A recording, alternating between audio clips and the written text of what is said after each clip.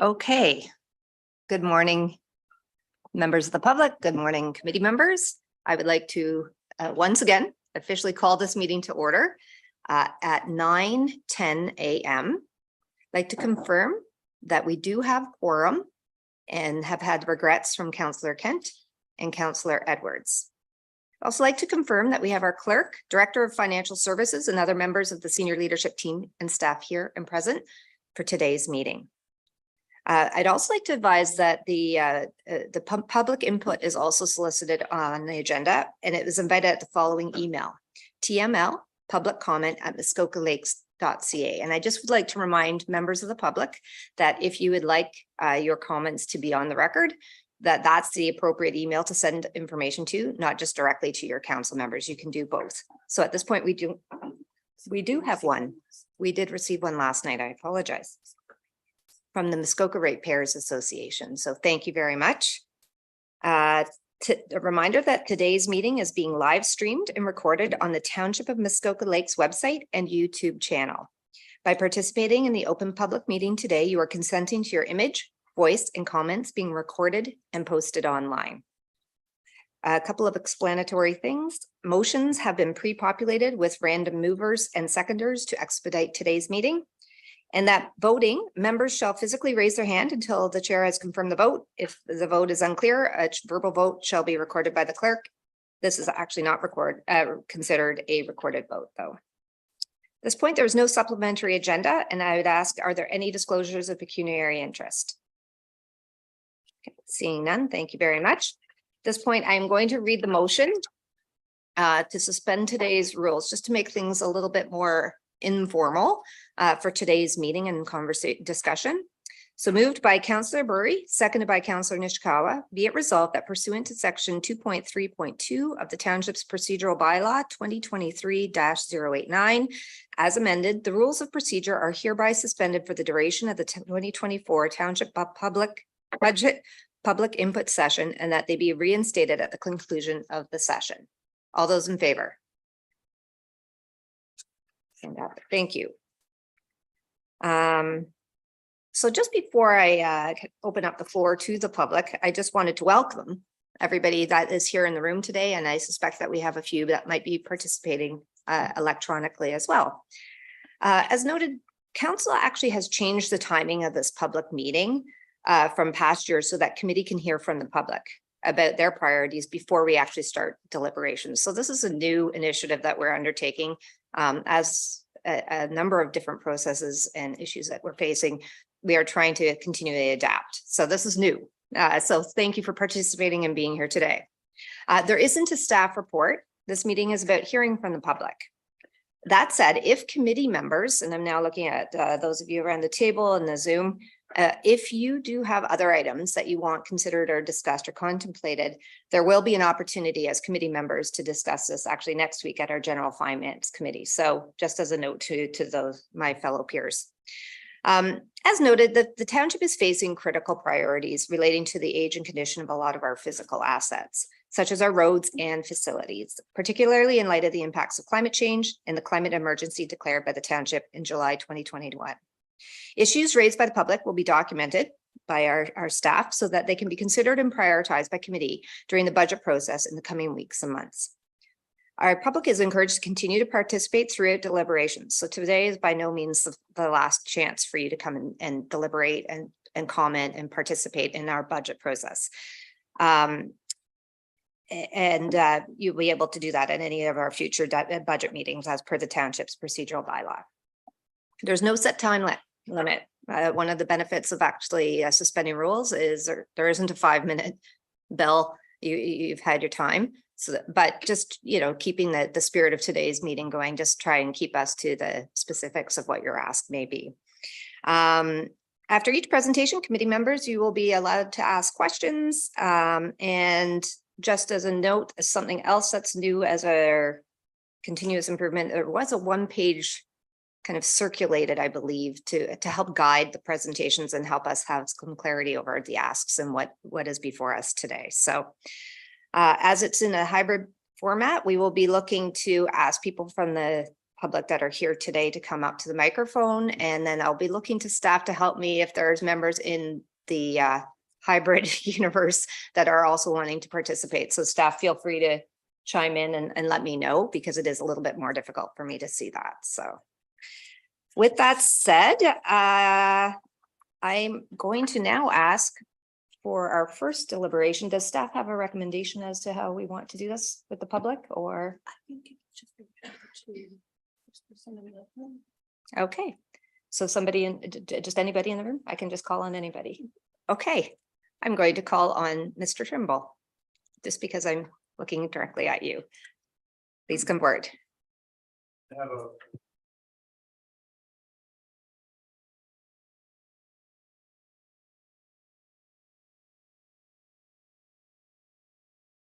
How's that? I'm sorry? Yes. Thank you for the time constraint comment. I'll be under 10 minutes.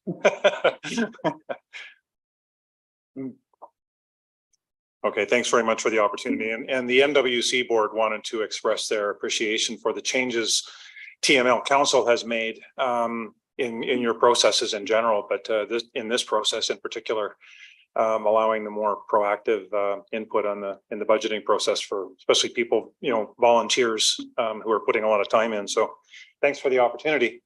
I hope you'll recall my presentation from July 12th, and I won't cover that ground again today, but I would like to explain the rationale behind a one-time budget request we're making for this coming year.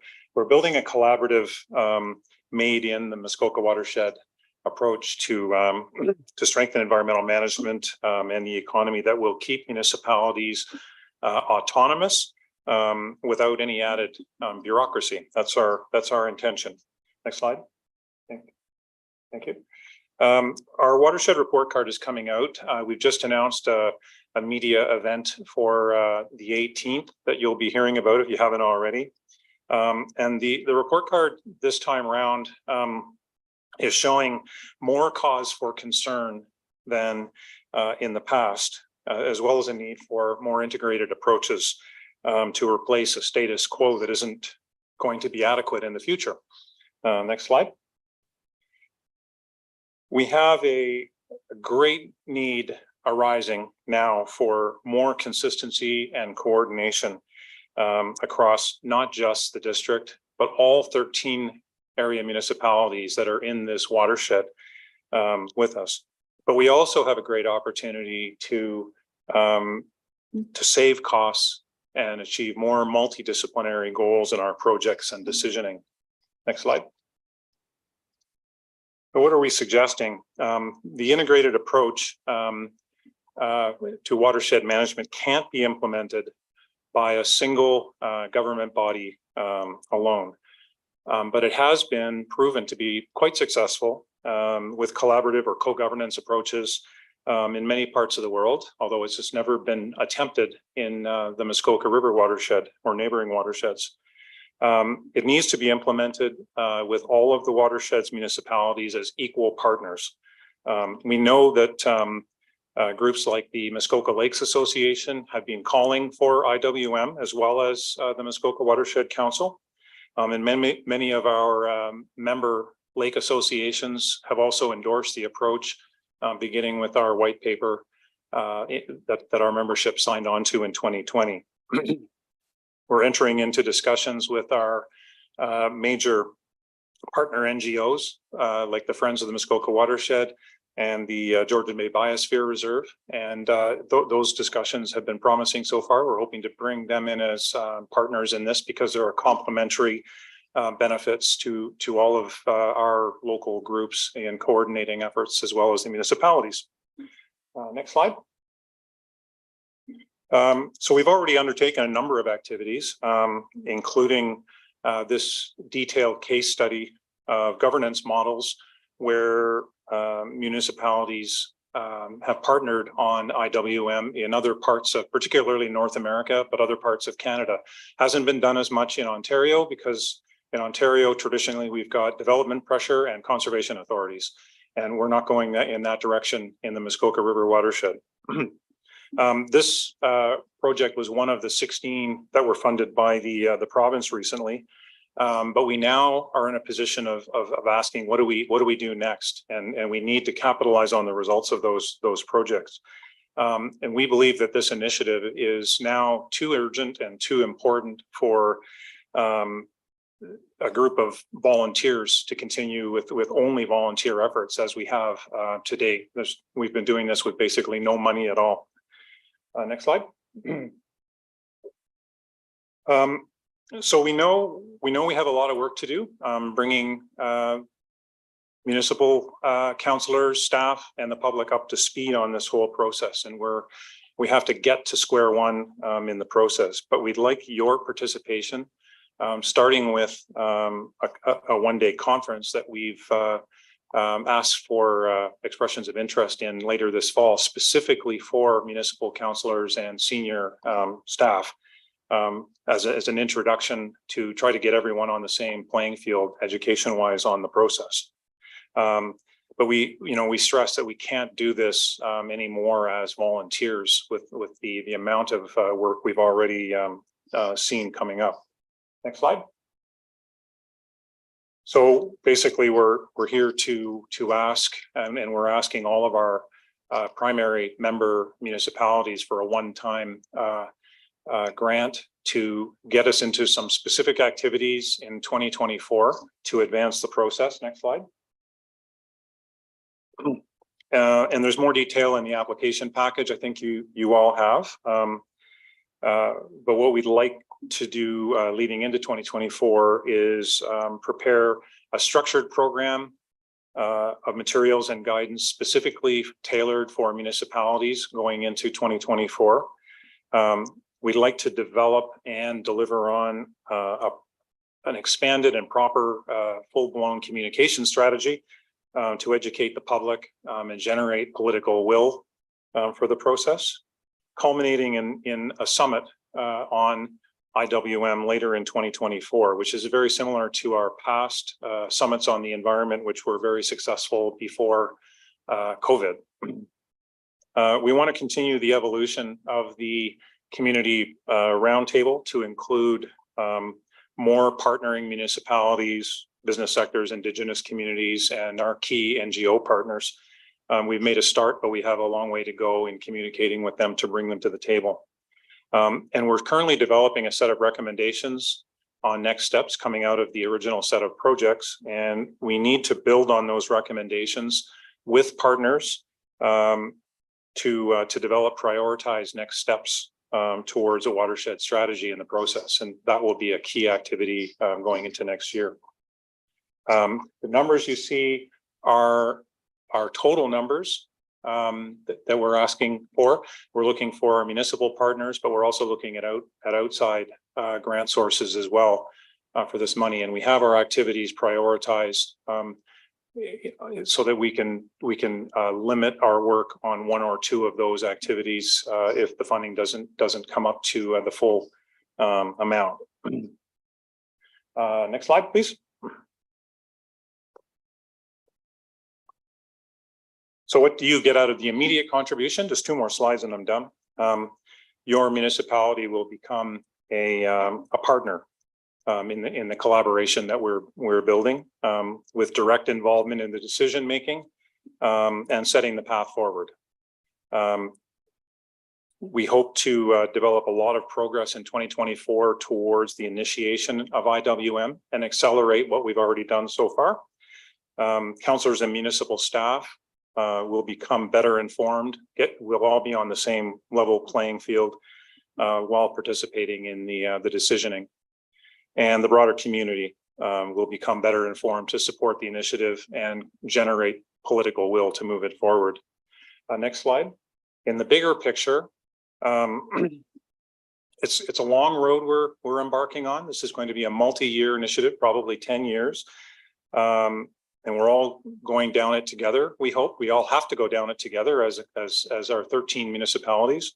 And this is the only way we think that we can get a robust enough environmental management system And there are big cost savings, I mean, economies of scale, if we do this without compromising your autonomy. And that's all I need to say. Thank you very much, and I'm happy to take questions if you'd like. Thank you. Committee. Oh, I see Councillor Kent has joined us today. Welcome. Committee, I see Councillor Roberts. Thank you, Madam Chair, and through you, I have two questions. What is your definition of success? What do you see? What would be the success that you would hope to achieve by the end of 2024, 25, and 26? Yeah, my second last slide spoke to that. Thank you for the question. Through you, Madam Chair. What we would like to have late next year is an engaged set of 13 area municipalities. I mean, that's the ultimate goal. We would like to have all of our municipalities ready to sit down as equal partners and endorse a program to move forward towards a governance model and funding model to take to begin to implement IWM in the Muskoka River watershed. That's really the prime goal. And so just a clarification on my question. Assuming that you achieve that, what will our taxpayers see as a result of the expenditure, the tangible? What would be the changes that you'd hope that the parties would define and implement? Yeah, so through the communication strategy we're developing, we want to embark on a fairly broad public campaign and really advertise strongly the partnership that's coming together across our municipality. Sorry, I keep looking at the screen to my left. It's okay. Yeah, good. Yeah, and to have the public engaged, enthusiastic enough so that they will be seeing materials coming out. The education level will be up. The summits historically, for those who haven't been to one, have been very, very successful. We fill the Rene Case Theatre for 2 or 3 days with a very enthusiastic audience. And so I think one goal would be that, given that IWM is a foreign technical term to a lot of people right now, the goal will be to have people familiar enough that we fill that room again late next year. And we're starting to publicly announce the endorsement of a process to go forward. But I guess I have very simply, what is the problem? What is our problem with the watershed? Right now, if you look at an individual report card, there are a whole bunch of individual variables, and historically the report card kind of indicated that everything is okay. That's the way our past report cards have shown. And if you look at individual variables, there might be small isolated problems in one place or another.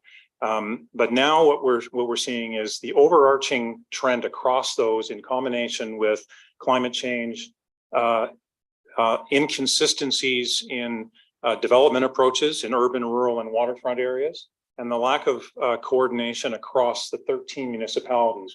When you go beyond the district of Muskoka, and even within the district to some extent, but especially when you go beyond the district, there's not enough coordination across the environmental management systems and policies that we need to confront this overarching trend. When you look at the combination of climate change, changing development pressures, and a number of the problems that were showing up in our report card that should not be addressed one at a time. They should be addressed in a combined, coordinated fashion. And this process is a way for us to build all of that together and do a multidisciplinary decision-making system at a watershed scale that builds in the economy, the community, and the environment. And just my final question. Yes. Do you have a second question, Councillor Roberts? I have final question is on this is you're going after you're requesting from the six municipalities approximately $135,000 to help in that cost. What specifically are you getting? Are we getting from the district? How much are they contributing to this? At the moment, nothing specifically for IWM. We have had some in-kind or staff support to date on our initiative. We have re-engaged the district this year for what has historically been an annual $6,000 stipend for general operations of the Muskoka Watershed Council. And we hope to continue to get some staff support for the IWM project, but we are working completely independent of them. We'll be making an approach, but we haven't got anything specific. Right now, we're focusing totally on the local area municipalities, the 8-member municipalities in MWC, and then stretching from there into the rest of the 13 that touch the watershed. We've also had a meeting with the Minister of Natural Resources recently, and we're hoping to hear signs of support from his office. And we'll be looking at outside grant sources as well. Okay, so I have 3 other hands up in the room here. I am watching online as well to those other councillors. It was Mayor Kelly, Councillor Burry, and then Councillor Zavitz. Thank you. Excuse me. Thank you, and through you. Coming to you, a great presentation. 2 questions. One is a technical one. I believe the Muskoka Watershed Council is incorporated as a not-for-profit, but I'm not sure whether it's also registered as a charity and is able to issue receipts for grants. Not that that would impact us, but it might be another source of funding. The second one is really to clear up, I think, a misunderstanding among a lot of people about what the components of an integrated watershed management program would be. Everybody, I think, hopes that it means we'll have control over water level, or a better ability to control and manage the level of water throughout the system. And I'm curious to know whether that's true or whether that's not true. Okay, on the question of charitable status, MWC is an incorporated independent group, not for profit. We do not currently have charitable status, although that's something that will be on our radar in the future. And we're looking at mechanisms to channel grants through other NGOs like the Muskoka Community Foundation and other groups that are capable of either moving money or conducting projects. And we're hoping that our partner NGOs will be able to work with us. Historically, we've had grant sources come through the district to us. So we've organized a grant application. The district went and got it. So it came through a government channel, and they were able to get us the project work that we needed to do. There's no signs of that at present on the horizon, however. So but that's sort of where we stand at the moment.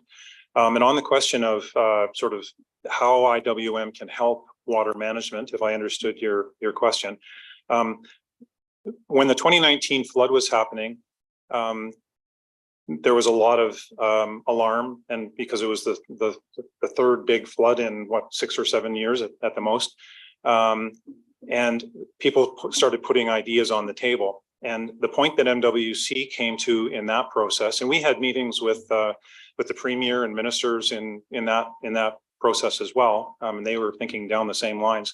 But the comment that we made was, if you want to go and build something or change something in the watershed to assist with flood mitigation, you wanted to do that today, we would not know what to build, how big to build it, or where to put it in the watershed, because we don't have a full understanding of how the watershed works.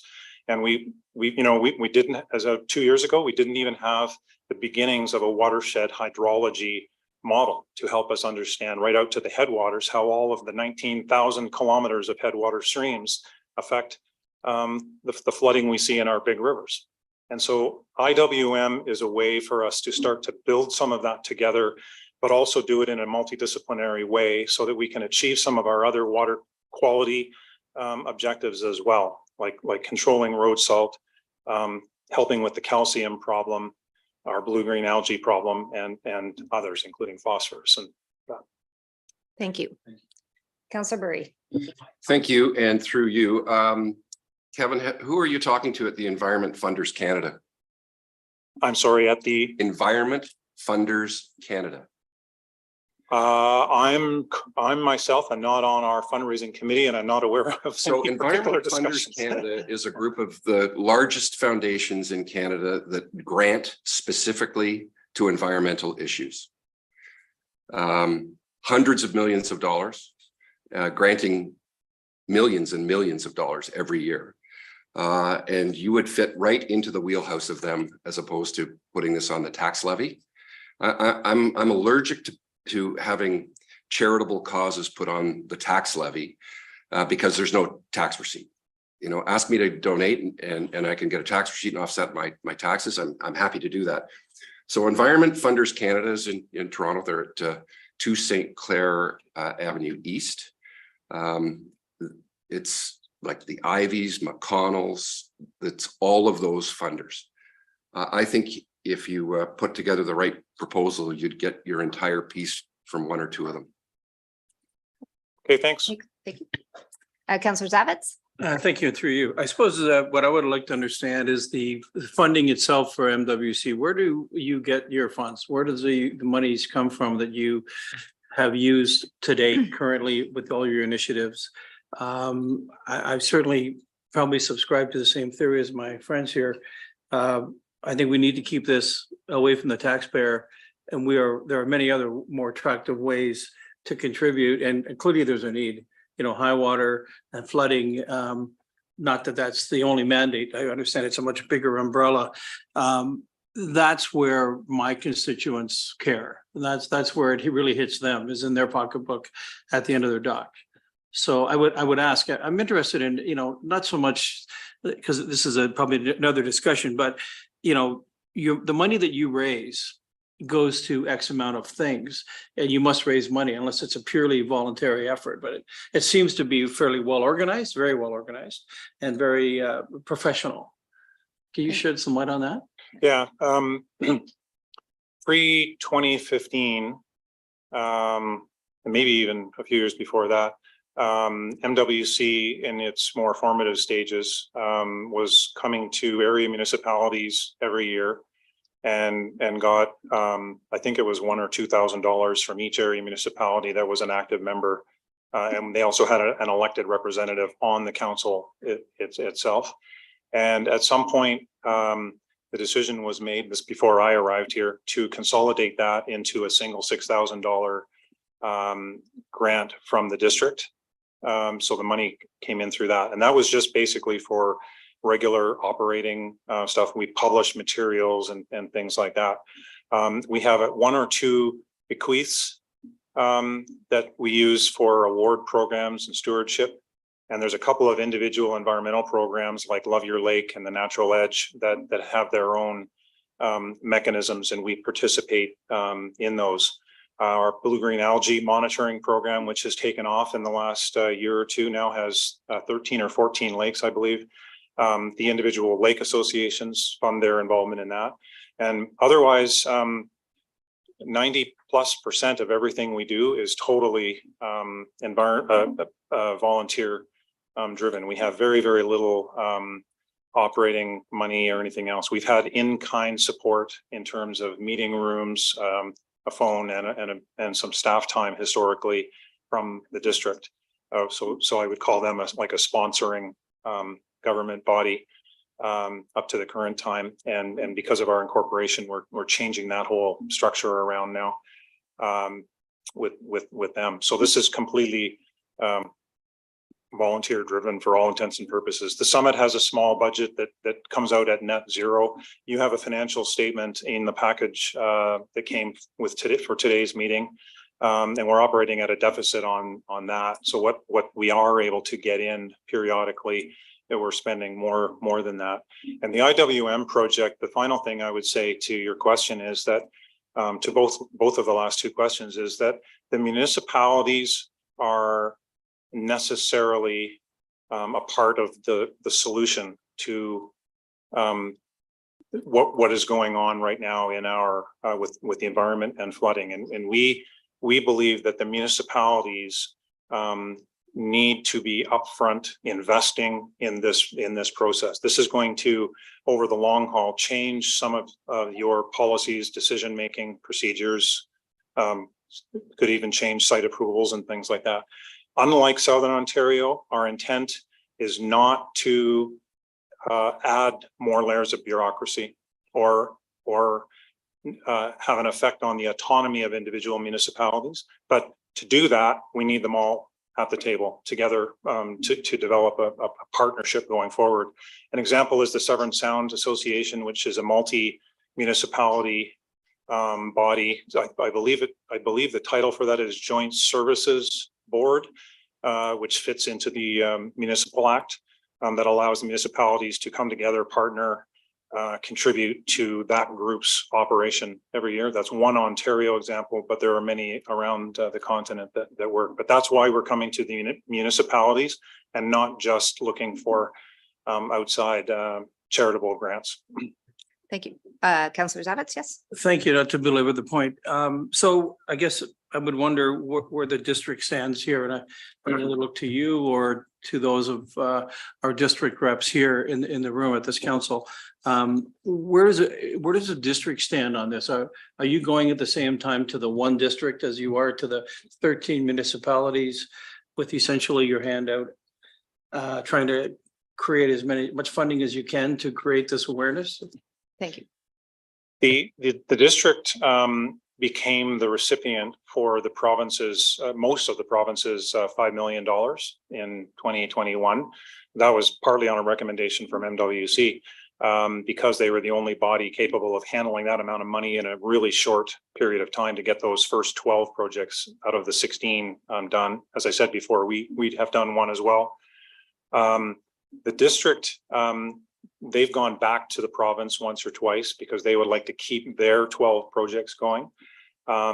They've supported our community roundtable, which is really the hub that we're trying to bring the municipalities into. They've supported that with some communications work and some administrative support and facilities. To this point, that is now getting more limited, but they want to continue IWM. That's our understanding. They're going to the CAPS, the Community and Planning Services Committee, next week, I believe, to talk about that.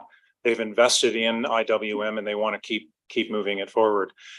The case we're making to the district, starting this fall with our recommendations list, is that the district needs to be at the table as an equal partner in the process. So the ultimate goal is to have 17 municipalities, really, the 13 local area municipalities and 4 upper tier and groups like the Algonquin Park, which is Nipissing, all at the table as equal partners, contributing their piece and then taking their piece back to operate or to conduct projects or operate autonomously on. So, Okay, thank you. Committee, Councillor Nishikawa. Thank you. I just wanted to speak on the summits, and Tricia, I'm kind of looking at you, but I believe that I've participated in 3, possibly but 2 great ones in particular. And I will say that my takeaway, and they were very excited, and we had speakers come globally. We had speakers come, and I learned about the loss of maple trees in the United States, like in New York, that type of thing. And I've actually been able to watch some of those changes that they were bringing forward about climate change happen in Muskoka, like within the last few years. We quite specifically, you can see those same changes that we're bringing, were brought forward. But it was very successful and a lot of great education done by volunteers. It was huge and a huge compliment to Muskoka. I'm really looking forward to supporting those initiatives again.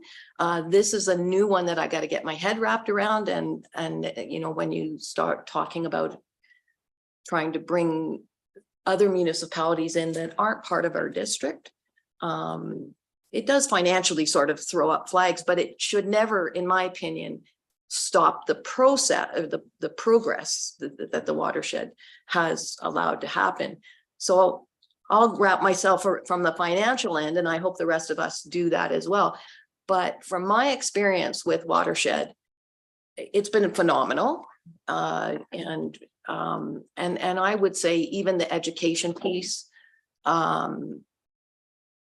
where members of the watershed would visit schools, have made great impacts. So I don't know how we're going to support, but we'll figure it out. Thank you. Thank you. Okay, committee seeing it. Okay, I do have a couple of quick questions for clarity's sake. I just wanted to confirm, because I think you mentioned this as a one-time grant. As I've been listening, I saw it outline the initiatives or the projects.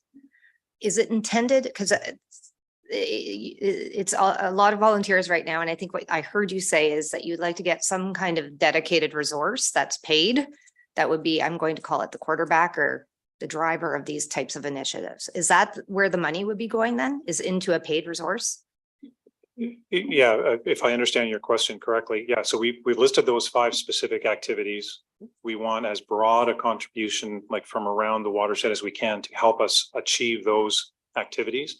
And we know we're in a chicken and egg scenario here in that we need to raise everyone's education level to make this thing go.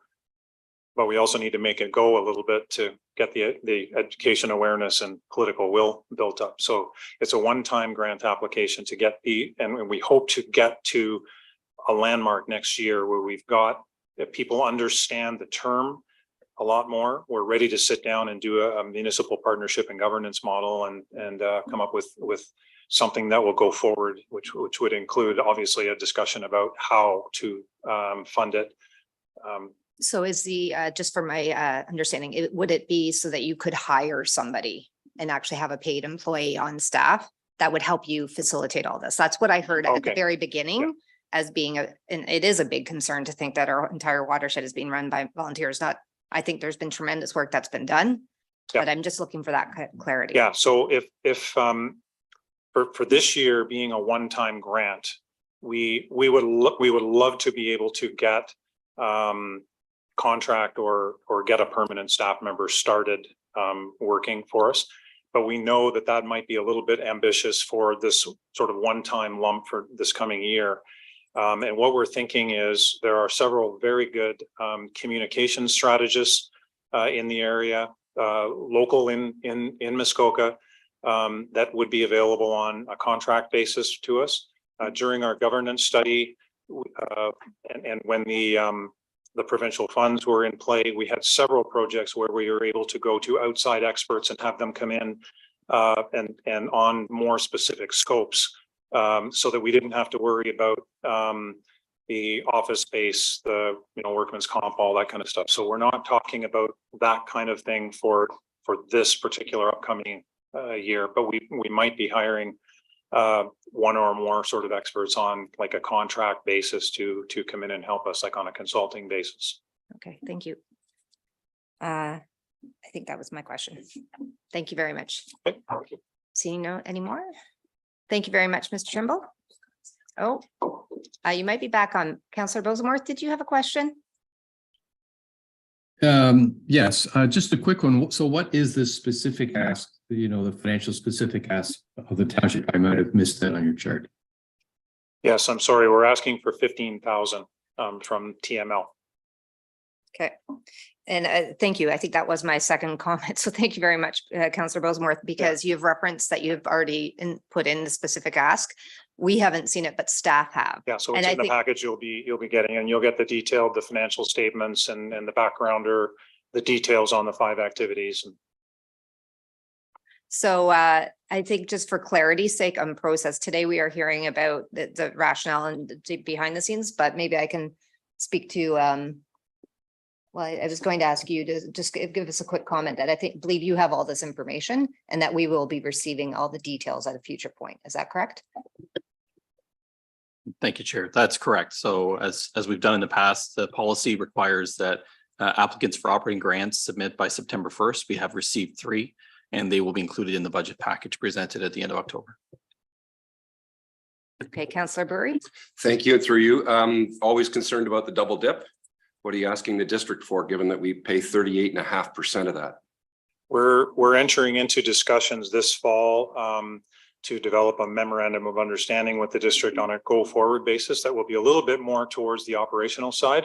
I'm afraid I don't know the details of that yet, but we are asking them to come into this as an equal partner with a combination of in-kind support, which they've given a fair bit of in the past, and financial support. But the money here, we have specific amounts for the 8 area municipalities, and the next step is to look for the rest, and we'll be going to the district and outside grant sources and the outer municipalities for that.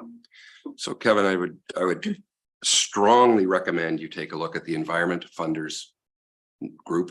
They're well organized. They're very thoughtful. You are in the wheelhouse of their research. They like research. They like data. I think you might be surprised that you won't have to be begging from the municipalities. Okay, thank you. Thank you. Okay, so okay, guys, thank you very much, Ms. Trimble. I appreciate your time today. And at this point, that was a really good, healthy start to today's meeting. So thank you. A lot of great questions. Just in the spirit of recognizing those who are joining us via Zoom, I am going to ask, I believe we have 2 in the waiting room. So Ms. Brown, if you are there and you would like to come forward.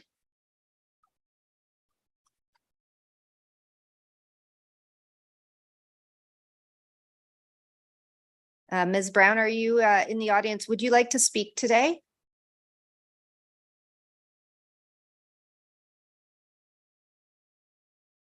Okay, I'm not seeing. Ms. Brown, if you are in the audience and you would like to speak, did she put up her hand, or how do can we let her in? Okay. Ms. Brown, if you'd like to unmute yourself.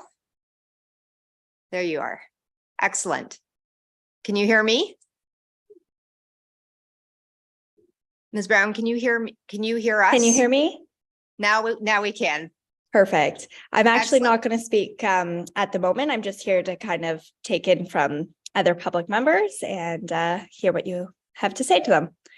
Thank Okay, you. so you have nothing to say today. Thank you very much. Sorry to pull you in then. Okay, I do then have somebody else in the audience, Mr. Roacek.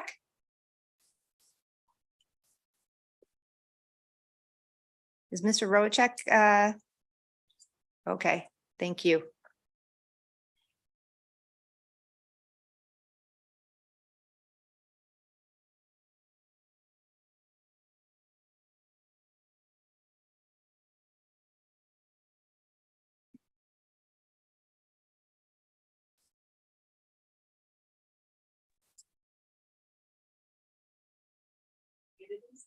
Okay. There you are, Mr. Roacek. Good morning. Nice Can to you hear me? Yes, good morning and welcome. Thank you. Steve Roacek. I'm on 1138 Leonard Lake Road #2 in the Township of Muskoka Lakes. I'm a director of the Muskoka Lakes Association and the vice chair of the Government and Land Use Committee, and here speaking on behalf of the MLA. My comments will be brief. I'm sort of put them into 2 areas, one being the operating budget, the other one being the capital budget. On the operating budget side, the MLA is supportive of prudent and efficient operating budget service level enhancements in the following areas: bylaw enforcement, septic system inspection program, building inspections, and planning, including environmental sustainability. We feel it's important that these service areas have the necessary budget to support and execute on their mandate. Going into the 2024 cycle, it would be helpful to understand which service areas have historically been reviewed for service delivery efficiencies or alternate service delivery models which have offered savings. An example is how much of the public works road maintenance budget is recovered from the district to maintain their roads within the township, and are there additional economies of scale or savings that could be realized with the township's maintenance of the district roads. Having this background information will be helpful to the public as the 2024 budget is reviewed. On the capital budget side, we have the core asset management plan completed. The facility asset management plan is pending. The transportation master plan completed, and a service level study pending. With this, the capital needs over the next 20 years will be substantial and will put significant impact on the levy. As Mr. Donaldson pointed out at the August 16th meeting of this committee, the 10-year capital need is now close to 100 million, and other plans are completed and updated. This amount will likely increase. One question we do have is if the 100 million referenced includes a portion of the 25 million in deferred capital in year 2023, as noted in the 2022 core infrastructure asset management plan. It's unclear whether it is. Also, the transportation master plan recommendations would require approximately $63 million over the next 15 years, which would be in addition to the 100 million previously referenced. It is possible that once the remainder of these asset management plans are completed, the 10 to 15-year capital need could be as high as 200 million. Once all these capital plans and initiatives are completed, building one integrated capital plan would be important to understand the condition of the township's assets, net new assets that may be required, and the overall capital need. As part of the 2024 budget and the 10-year capital plan, the MLA would like to see a 10-year plan on how the township is going to finance, fund, or offset this capital through other revenue sources and the projected impact on the tax levy. While the township has not typically used debt financing as a tool to enable capital development, it is an effective way to spread costs over time and mitigate significant year-over-year increases in capital needs. It is unlikely that the capital needs of the township can be met without some level of debt financing in the future. Linking a 10-year capital plan with how it would be financed and funded and projected impacts on the tax levy will be important to understand. We understand that years 2 through 10 of any plan are subject to change and approval of council in that year, but having a capital plan aligned to a financial plan will allow capital decisions to be financially evaluated in real time. Just on behalf of the MLA, we appreciate the opportunity to provide comment and look forward to reviewing the 2024 budget when it's available. Happy to take any questions. Thank you very much, Mr. Rochek. Committee, are there any questions? Okay, I'm seeing none. Oh, no, Councillor Roberts. Sorry, Chair. Yes, through you to Steve. You mentioned that in the operating budget, you would hope we would put more money into building inspections. Specifically, how do you suggest that additional money could be used? Well, I think as a general concept, building is taken off in the municipality, and ensuring that there's the necessary resources. However, the municipality deems that prudent to have the staff and or supports in order to do that. Make sure things within site plan agreements are adhered to. Make sure things happening on the site are correct. I do know from personal experience that inspectors are quite busy. And, just the ability to ensure people are doing what they should be doing, and there's a necessary oversight provided by the township. Thank you. Any other questions? Seeing none. Thank you very much for your delegation today. Thank you. Have a great day. Okay, pickleball. Welcome. Thank you. Good morning. Jill Coates, myself, Gloria Gardner are in attendance today representing Muskoka Lakes Pickleball. Our organization is supported by a committee of 12 people who represent a mix of both year-round and seasonal residents and who live across the breadth of the township. Unfortunately, our president, Peter Steckenreiter, and our vice president, Sue Cummings, are both unable to attend today. So in our role as communicators, secretaries for the committee, we are honored to be here on their behalf. In addition to that committee of 12, Muskoka Lakes Pickleball is supported by a large group of volunteers who facilitate the day-to-day operations at township indoor facilities.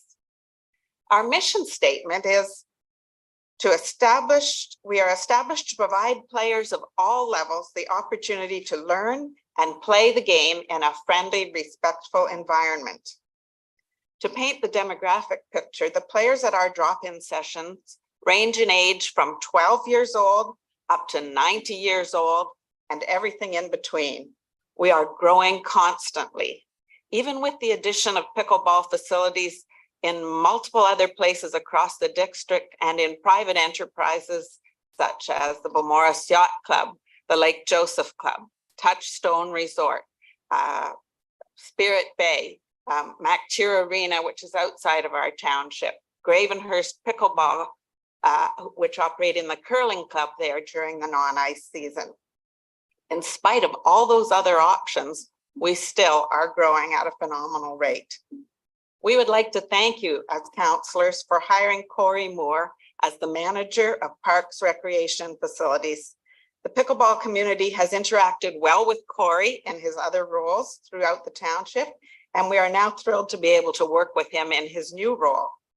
Annette McLeod has been helpful and professional at all times in dealing with our bookings for the Milford Bay Community Center. Director of Public Works, Ken Becking, has supported us both through person-to-person meetings and email correspondence, assisting us in dealing with some of our growing pains within the organization. Kyle Martin and his arena staff continue to provide outstanding service.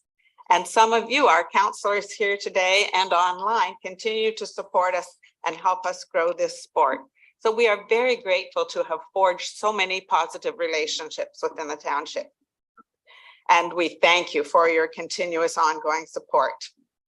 So while we recognize that Muskoka Lakes Township brings benefits to our group of pickleball players, we would just like to remind you, as we did in our email to all councillors in March, that we also make a contribution.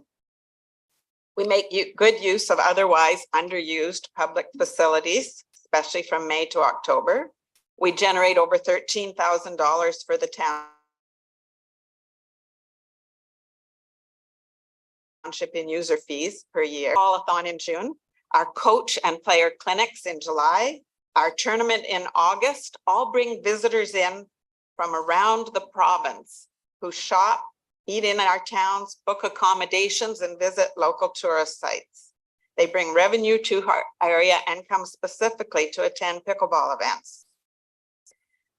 In addition to the economic benefits, pickleball clearly provides a tremendous social outlet, physical fitness opportunities, and mental health opportunities to people.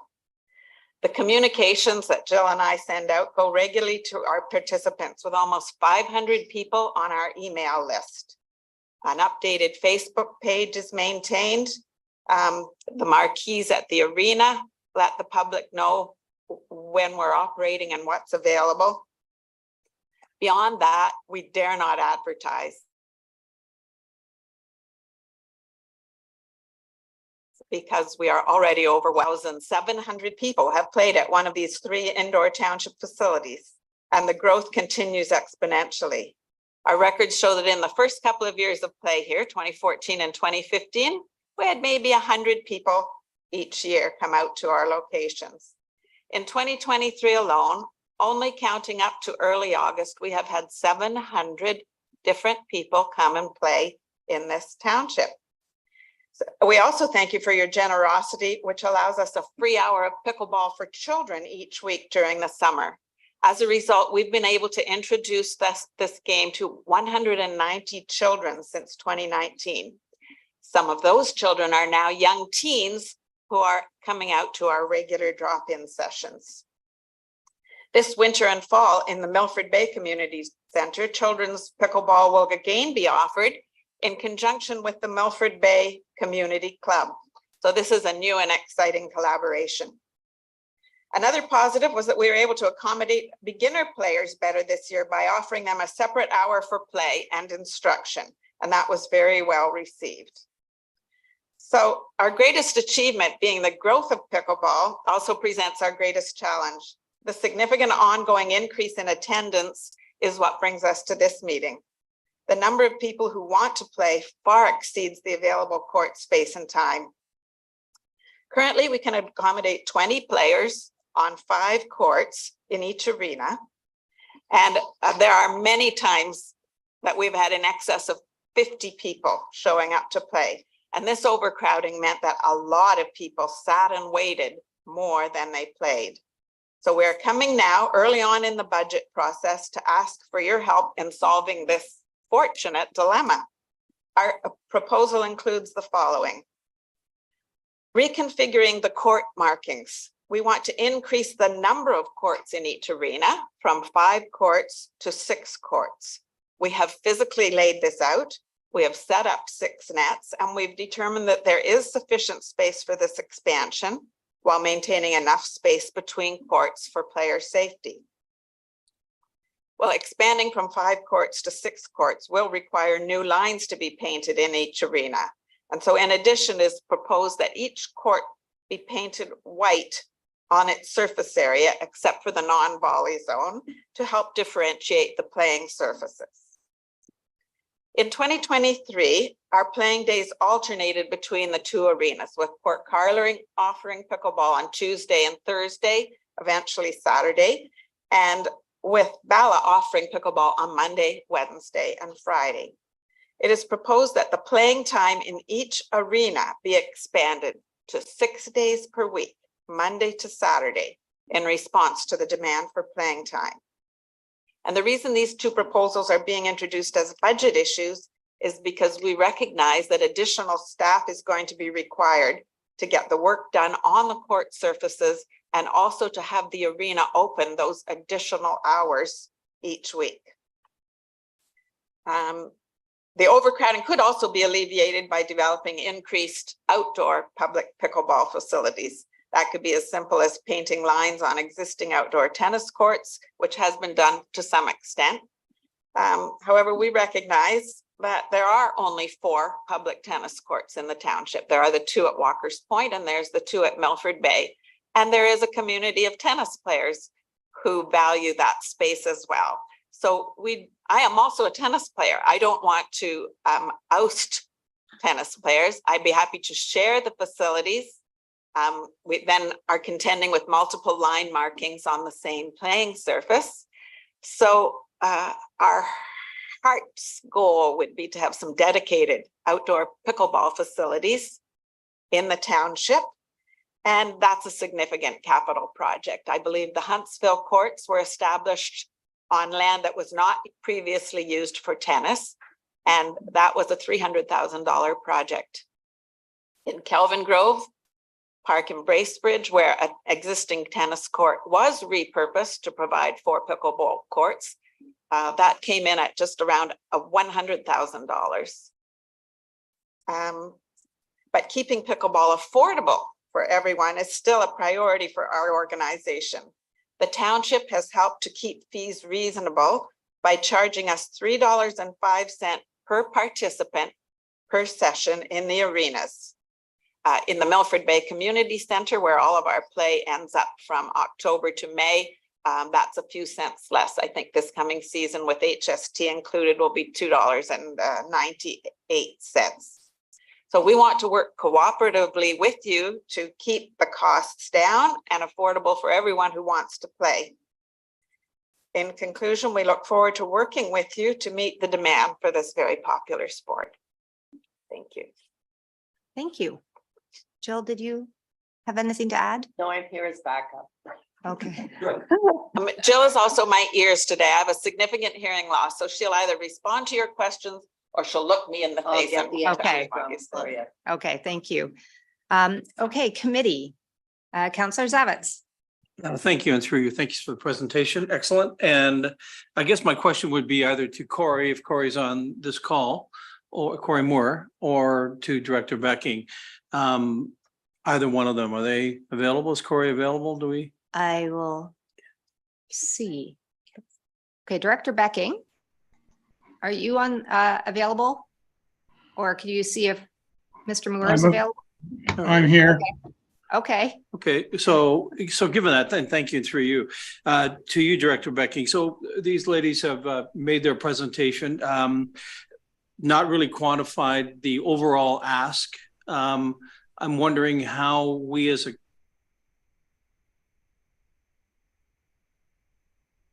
council through you, is this a $5,000 ask? Do we itemize the elements? How do we see this coming to us as a committee at budget time in terms of what might be an overall ask? Because otherwise, if we don't get our arms around it now, it'll come to us either piecemeal, or we'll be continuing to say, can we spend $1,000 at Walker's Point to adapt a tennis court, et cetera, et cetera. I think this should be in a larger scale piece to us in terms of the element, and whether that's a recreational piece. So Corey, I'm just asking you, how do you see you bringing this to us at budget time? Thank you. So Director Becky, I know that it sounds like Mr. Moore has been connecting with pickleball. Is this something that's going to be contemplated or brought forward to us in the operating budget piece, or? Madam Chair, I would see this as a service enhancement. And there would be a business plan brought forward to address it. And then it would be up to committee and council to either approve it or disapprove it, or approve some modified version of it, depending on the other needs within the community. Okay, so I just tried to help with the question here. So as far as the next step, I think there was two pretty specific requests. One was to increase the use within the arenas, and the second was to enhance the lines or increase the lines or the available courts as well. Is the appropriate next step that the pickleball group is working with Mr. Moore to at least come forward with a business plan for us to contemplate? That's correct. That's correct. Okay. Yeah, and there will be obvious financial implications. We'll give you an estimate of what we think those will be, and then it'll be up to committee and council to decide whether to approve of it or not. Okay, so just so pickleball, it sounds like you are already working with Mr. Moore. So continue that so that that kind of business plan can come forward with a thoughtful ask. Okay, I have a question here from our clerk, I think, or a comment. Right. Oh. Okay. Okay, so I think it's our clerk is just reminding me that all of the requests coming forward today will be included in our October budget process, and you will be able to comment again at that particular time. So that's okay. Yeah. But just, it sounds to me like you've established a nice working relationship. So continue to have the dialogue in the spirit of what I said at the very beginning, which is we are having tremendous pressures financially in our overall infrastructure. So when we all understand that and we work as partners, then it sounds like you guys are already doing a great job on that. So our best bet is to work with Corey to have a business plan to come forward in October. And it sounds to me like that's already happening. So yeah, okay, fantastic. Any other questions? Okay, Councillor Roberts. Thank you. Just want to make sure I'm clear. Is that because I heard a business plan, and I heard that that something will be in the budget, but just for clarity, it's my understanding that for what the pickleball people have proposed, it will be presented to the values will be presented to us in this budget process. Correct. Thank you. Oh, I think I'm going to ask our Director Donaldson to chime in. Thank you, Chair. So just to make sure we're all kind of on the same page. So we've had the meeting today to hear from the public around things that are on their mind, that are priorities for them. And staff will take what we hear today, as well as what we hear from members of committee next week. We'll take those away. We'll assess those in terms of what's already in the pipe, what are we already dealing with, what's new, and bring back some thoughts and assessments around how we would proceed with each of these in the capital and operating budgets, and then leave that for committee to deliberate and discuss how we move forward with those. Thank you. Okay, any other questions? Thank you very much. Thank you. Have a great day. So I feel like we have two more delegations. Is that correct? or members of the public? We have the Chamber of Commerce and then Patricia, are you?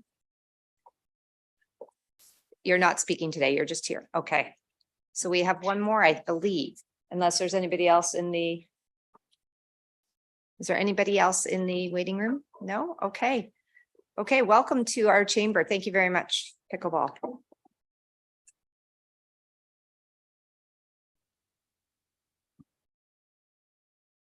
Good morning, Chair. Good morning. Good morning, Chair, Mayor Kelly, councillors and staff. Thanks for your valuable time this morning. I am Randy Haid, Chair of the Muskoka Lakes District of Commerce, 3181 Muskoka Road, 169 Bala. I speak to you today on behalf of our board who are anchored throughout the area. Torrance, Bala, Wata, Port Carling, Port Sandfield, Foots Bay, Rosso, Windermere, Brackenrig, and back around again. So we like to think that we cover certainly all four corners. We're here today to ask to repeat the amount council approved in this year's plan for $50,000, not 15, $50,000 for pay for service, providing for the year, funds that come from your operating budget. For those listening online, the Chamber provides an extensive suite of year-round visitor information, event, and business services that support the township's economic development strategy. Could the clerk please put up the one pager on screen? Thank you very much.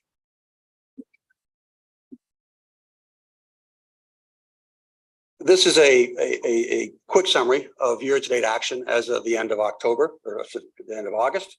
Wishful thinking. It's basically a pace report, if you will, to demonstrate our activity.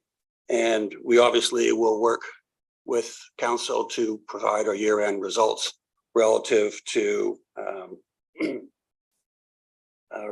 work plan approved by council back in the spring.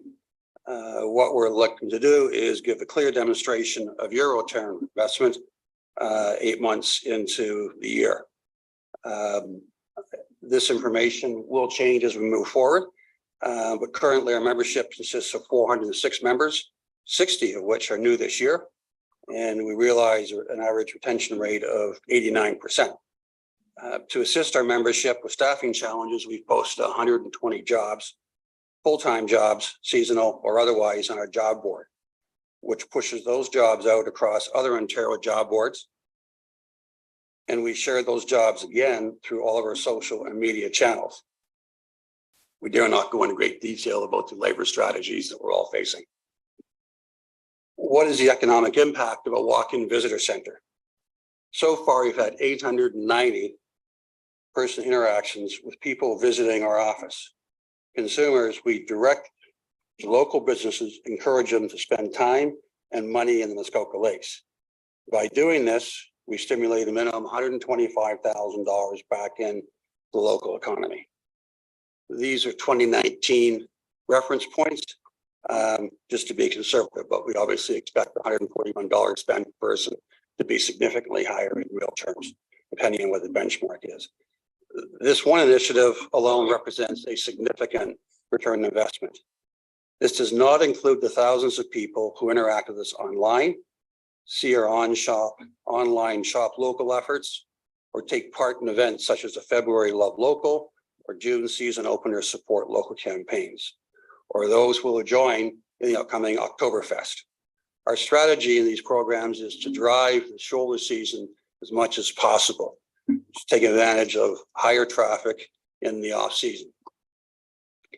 We sent out over 52 newsletters this year, as well as member newsletters. We sent out 18 newsletters specifically for sharing community and township news.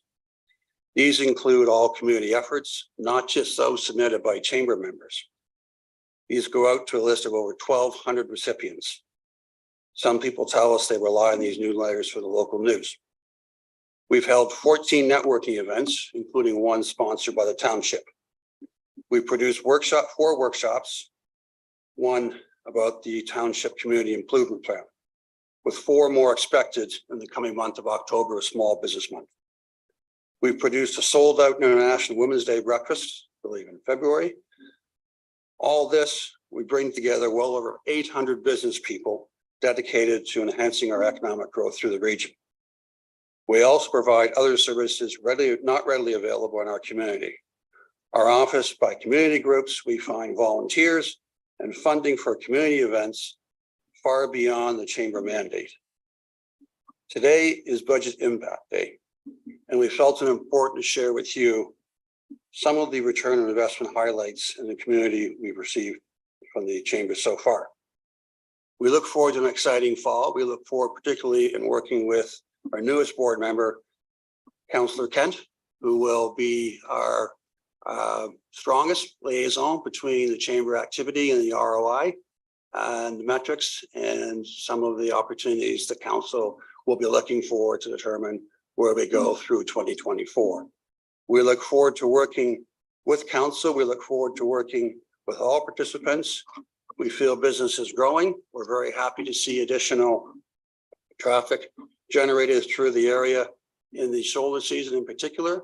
And we think that the growing number of new members is bringing prosperity to everybody and increased traffic, which ultimately goes into the tax base.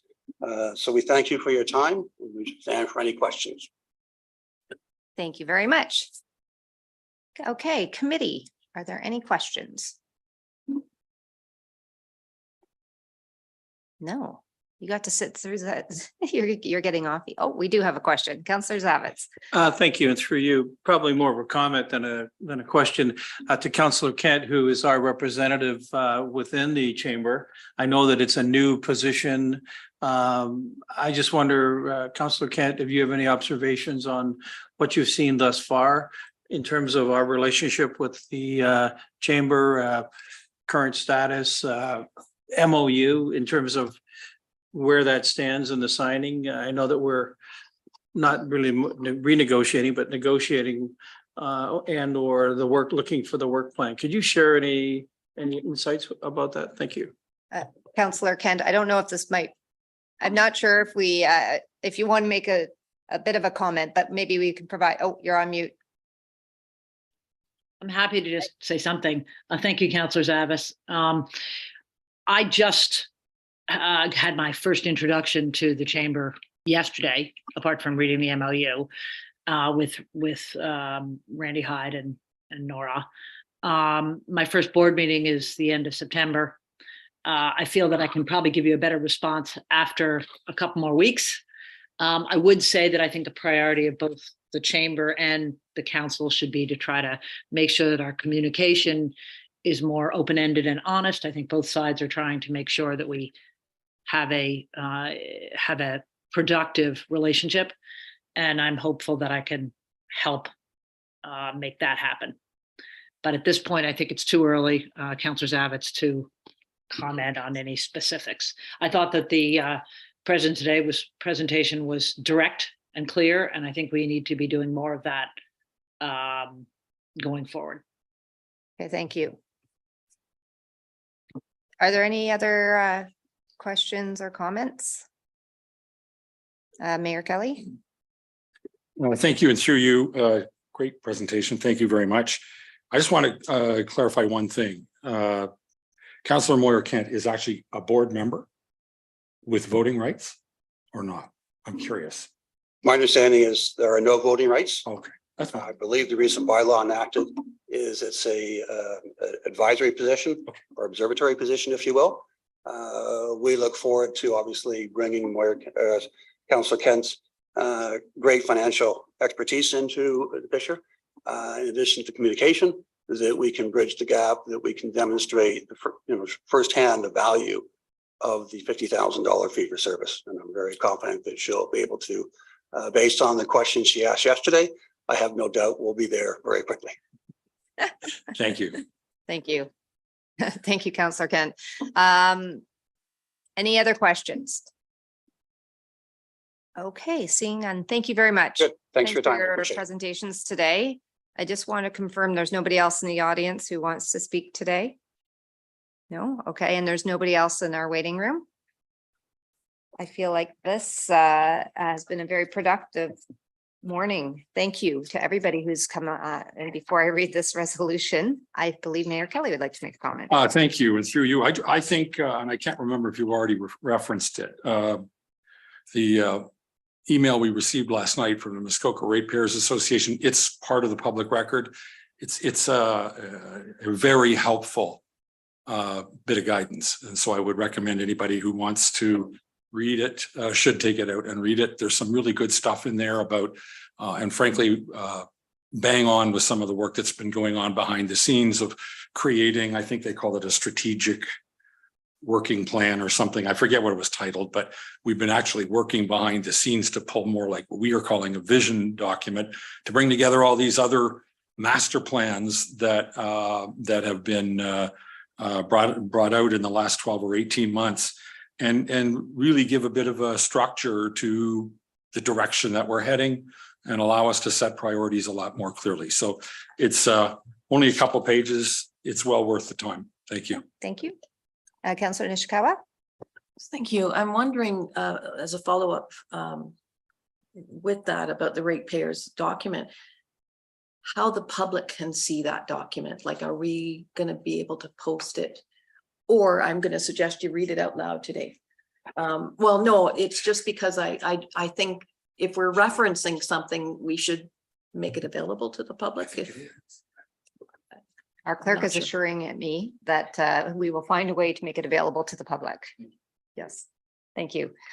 And before I do read this final resolution, I did want to take a moment to thank staff in particular, your leadership in trying to help us bring this budget. Every time we continue to get a little bit better, a little bit more thoughtful. So thank you for taking the time and kicking us off on this session in such a positive way. So that said, I am going to read, moved by Councillor Roberts, seconded by Councillor McIntyre. Be it resolved that this meeting adjourn at 10:27 a.m. And the next regular meeting of the General Finance Committee will be held on Wednesday, September 13th, 2023 at 9 a.m. or at the call of the chair electronically from the Council Chambers Municipal Office in Port Carling, Ontario. All those in favor? Thank you. That carries. Committee, thank you very much for coming in today. Thank you to those members of the public for participating. We really appreciated your time today, and everybody